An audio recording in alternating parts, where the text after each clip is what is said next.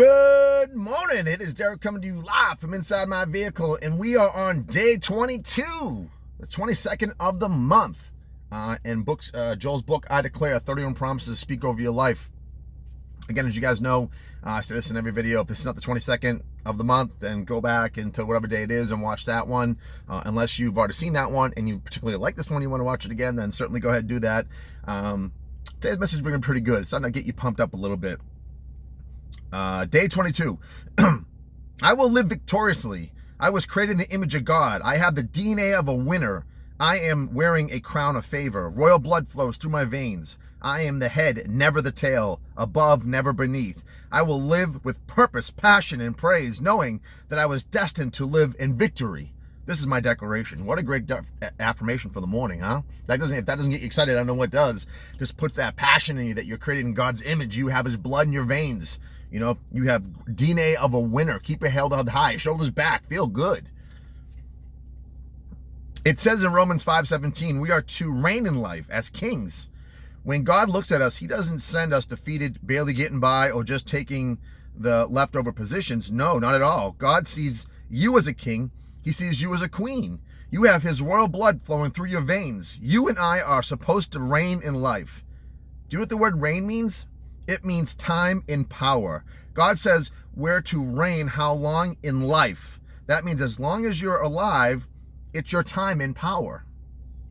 Your term is to reign every single day, to be victorious, to rise to new levels, to accomplish new great things. New seeds are taking root. Strongholds that may have kept you back for years, even right now, are being broken. You need to rise up and say, that is it. I'm not settling where I am. I know it's still my time of power. Yes, I have taken a break for a little bit, but I've got an announcement. I'm coming back. I will start stepping up to who God created me to be.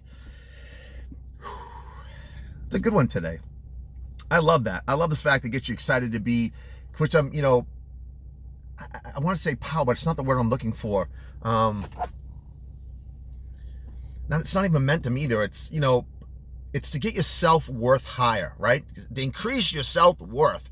Make you feel good about yourself. For nothing more than you're created in the image of God, okay? And I know there's billions of people out here and they're all done that, but remember this. You are special for who you are, okay? You are here for a reason, right? God has a purpose for you. We don't know what that is. Only you and God are going to know that at the end when you look back. You won't be able to tell it until you go back. And it could be to do A, B, or C. You just don't know yet until it's done. There was an interesting book that a guy wrote that was on one of Joel's podcasts, and I forget the name of it right now, but he talked about when people live their life and then they go to heaven and find out their purpose.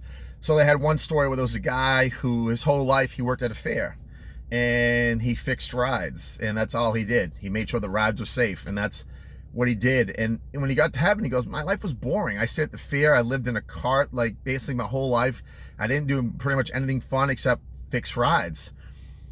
And the angel told him, well, in a previous life, you were in World War II. I think it was, you were in World War II. And in one spot, you went into this hut and you put a flamethrower on and you killed a bunch of kids that were inside there hiding. For that's why you're here to make the ride safe for kids. You're here to do your penance. So this life, you did that. Now, tell me how that would make you feel. If you knew what your purpose was in that situation, you wouldn't feel as bad that you were fixing rides and making things safe for kids, right? You wouldn't feel bad about that at all.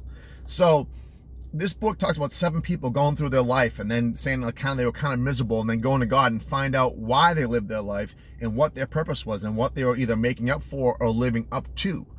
So it just kind of gives you a little bit of purpose. Like, yeah, my life might be boring. I might be doing this, but you might be having a penance for a previous life that you had done something else before that you're making up for it now. And if you had known that, maybe going through life wouldn't be as hard. If you knew, like, I'm doing this. This is a purpose. I'm saving children's lives because, and I think he said in that book, like when the guy walked in, he just blew the flame up. He didn't see the kids in there. It wasn't like he maliciously killed people, but it happened. So I always think about the purpose, like, what makes you feel good? Like, you got to have purpose in what you're doing. You want to feel strong about where you're going to work or what you're doing. Even if it's not the greatest job for now, there are ways to get past that, right?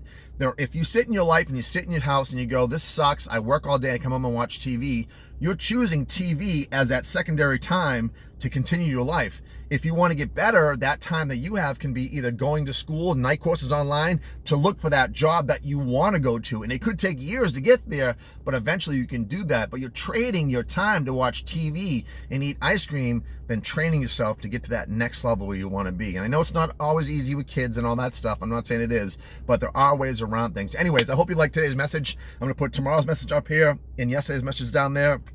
If you guys like these, hit the subscribe button so they come to you directly. Leave a comment. I always try to answer them back, and I will see you tomorrow.